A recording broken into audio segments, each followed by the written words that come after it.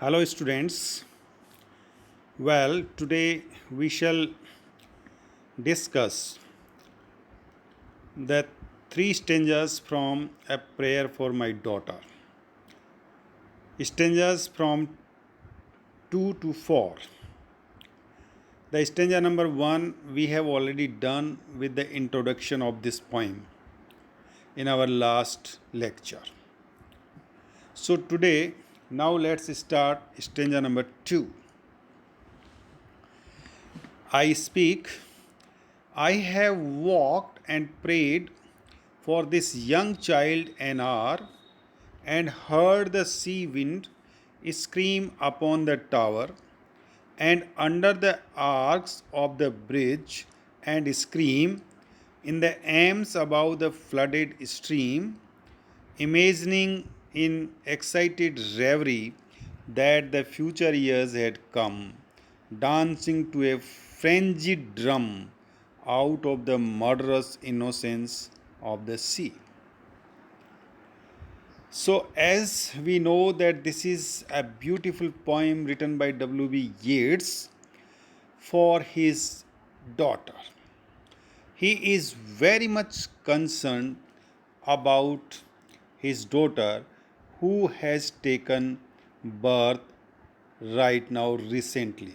So, this poem was written very soon after the birth of his daughter, whose name was Annie Butler Yeats. So, there is nothing unusual about an affectionate father's praying for it, for the future prosperity and well being of his child. So, the poet is very much concerned about the future of that child. He is worried because he sees the dangers, he sees the problems, difficulties which are growing harsher and harsher in the near future. In the very beginning, we saw how he describes the sea waves which are coming from Atlantic Sea and pulling down haystacks and house roofs.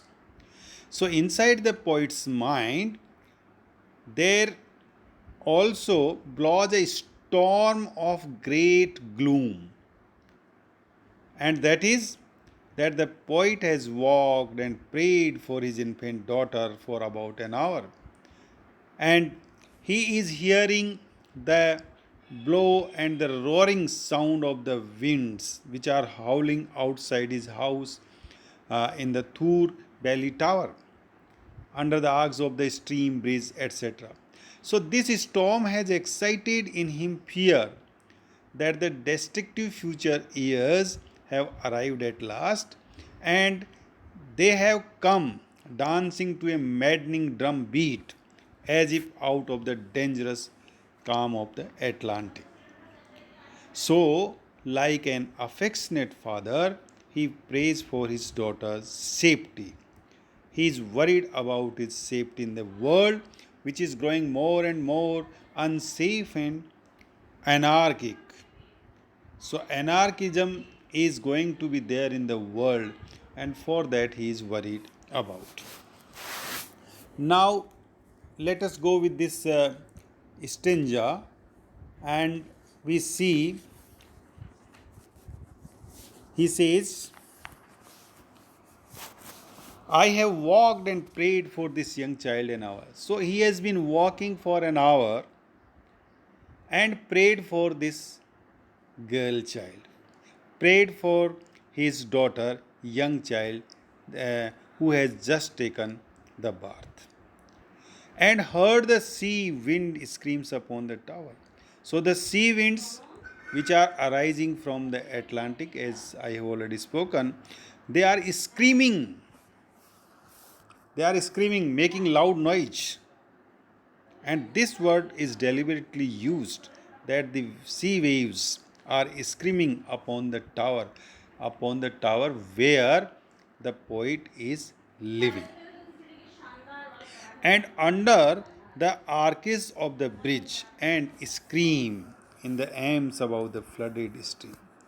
So, the tower is the residence of the poet. Flooded stream is here. That is the image evokes the memory of the great flood. Here we have the biblical reference that is mentioned in the Bible. So it suggests the flooded stream suggests here the forthcoming catastrophe, forthcoming danger, which has been described by the poet in his vision as well as. So the poet is worried about the flood that will waste out everything, that will destroy everything.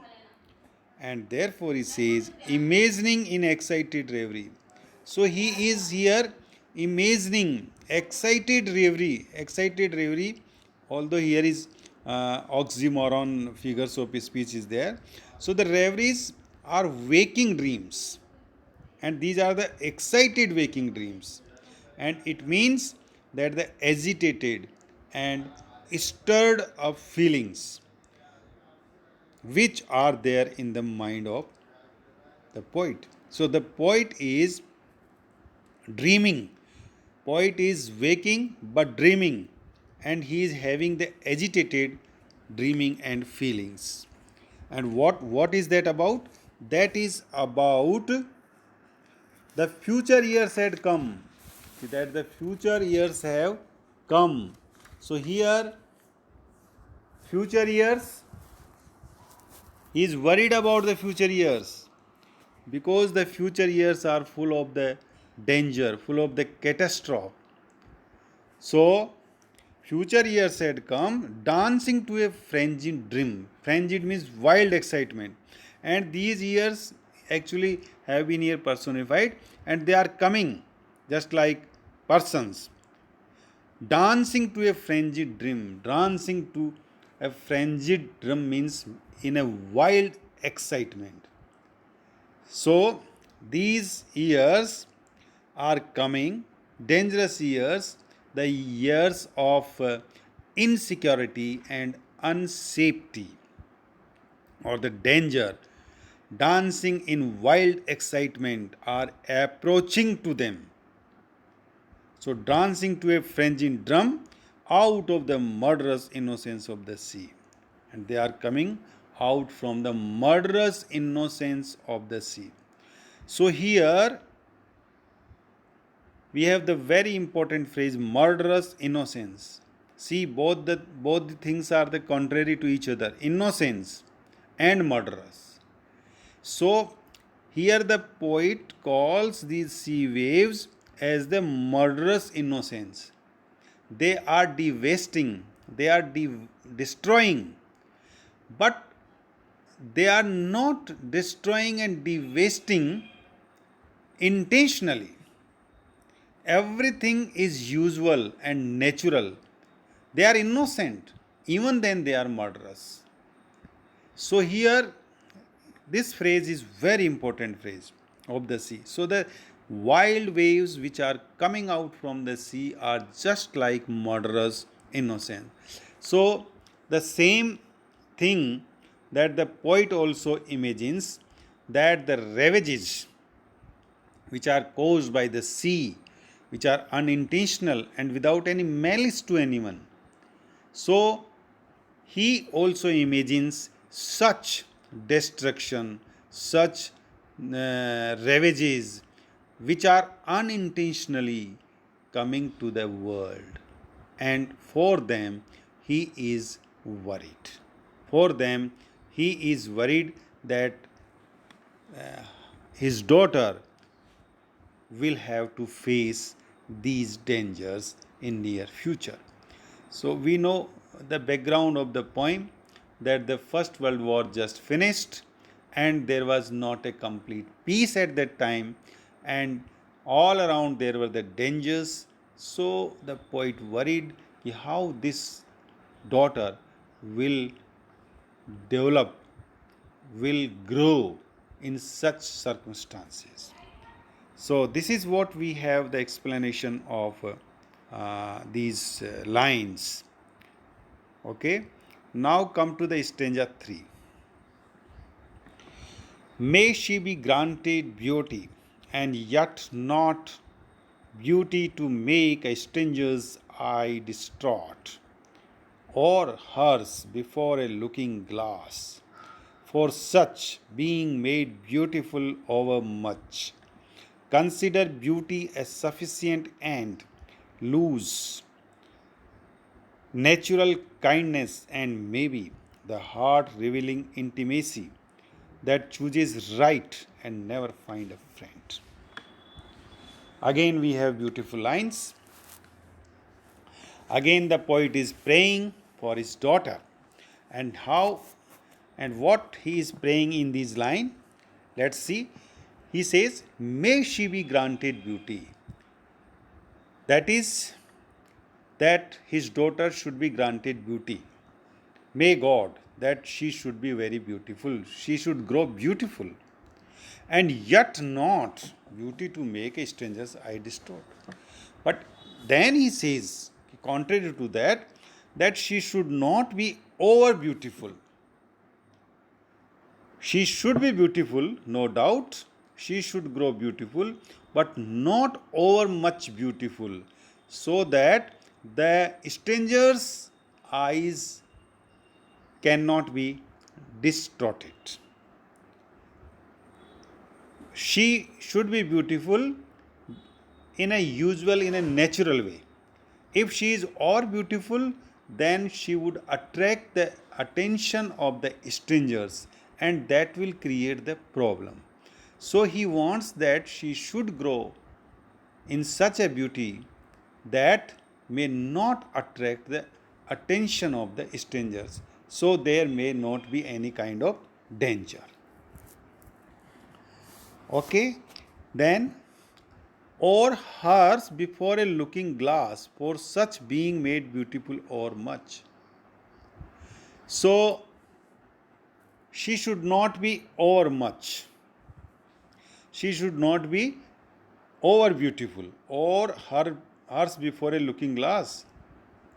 That is before a looking glass. That is again the meaning is that she should not be over beautiful. Being made beautiful over much, consider beauty a sufficient end, because over much beautiful or over beauty will lead to the destruction, will lead to a sufficient end. That is, it will not bring the affection, the security, the safety from the others, but it will, our beauty will create the danger for her. So he doesn't want that she should be over beautiful. That is what he prays. Lose natural kindness and maybe. Then he also says that the over beauty also loses the natural kindness. So kindness is against the beauty. Beauty and kindness cannot go together. This is what he wants to say. So she should be kind, she should have the kindness, she should be sober, beautiful, but not all beautiful. And maybe the heart revealing intimacy. Heart revealing intimacy means sincere love. And she should also be able to get the sincere and faithful love, the heart revealing intimacy. Otherwise, if she is not kind and if she is or beautiful, there is no guarantee that she would get the sincere love or the true love. The heart revealing intimacy that chooses right. So, the heart revealing intimacy, that is the sincere love, definitely chooses the right thing, but never find a friend.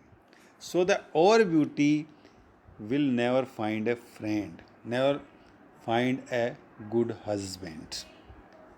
So, extraordinary beautiful or the beauty should not be there that he wishes for her.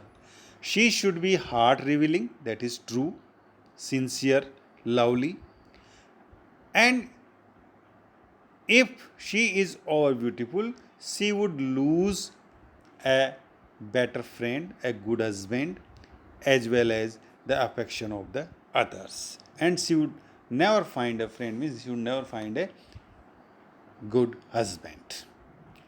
So she must have natural kindness. So in this way, the poet talks about the nature that he wants in his daughter to grow, because he knows the dangers of the beauty, because he knows the problems that the beauty, over beauty, develops or creates.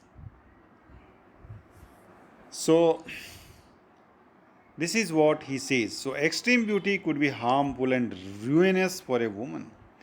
So it might, because it might invite jealousy, sarcasm from others. It might make those people distraught who aspire for her hands but can't get it. Therefore, they become the enemies. So, he also says, as I have already spoken, beauty often misleads the beholder by giving a false sense that she is gifted, extraordinary person who has no need of any other desirable quality. So, those who are beautiful, they are often misleads the beholder. The beholder thinks that if she is beautiful, she would also have the other qualities as well, like kindness, like sincerity, like truthfulness. So, other desirable qualities will automatically be there, but it doesn't happen so. And that's why the poet does not demand that his daughter should be over beautiful. I think it's clear to you. Now let's come with the stanza number 4. I caught it. Helen, being chosen, found life flat and dull, and later had much trouble from a fool, while that great queen that rose out of the spray, being fatherless, could have her way, yet chose a bandy legged smith for men, certain that fine women eat a crazy salad with their meat, whereby the horn of plenty is undone.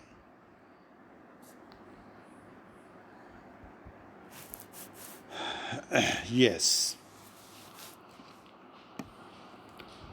just a minute. Yes. Now, in this stanza, the poet again gives us the biblical references, the Greek references, in order to prove his statement in of the previous stanza. As he says that the overmuch beauty is dangerous one, can ruin someone. This is what he wants to say. And this he doesn't want to grow in his daughter. Clear? Now, in order to prove this statement that the over beauty is the dangerous one, he gives here two references. One that is about the Helen.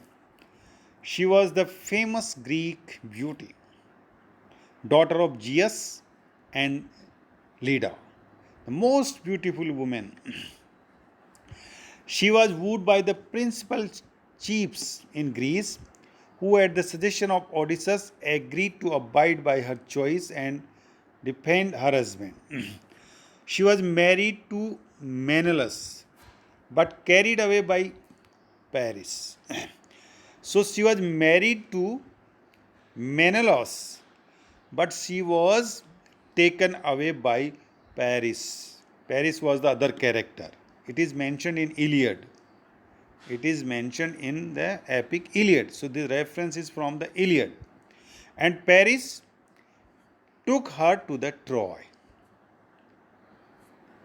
He took Helen in her husband's absence and took away her to the Troy city. And then we saw that there began the war, because Menelaus, when he found that that her wife Helen is not there. He attacked upon uh, Troy, and then the war took place. So here the poet means to say that that because she was very beautiful or beautiful, so the war took place. So the reason of the war was Helen. The reason of war was Helen. So he says Helen being chosen found life flat and dull. So she found her life flat and dull with her husband and later had much trouble from a fool. But then she had other problems, much problems, when she eloped away with Paris. While that great queen, then again we have another reference. Here the poet says, while that great queen, that is the great queen, is the goddess of youth and beauty, Venus. The other name of Venus is Aphrodite.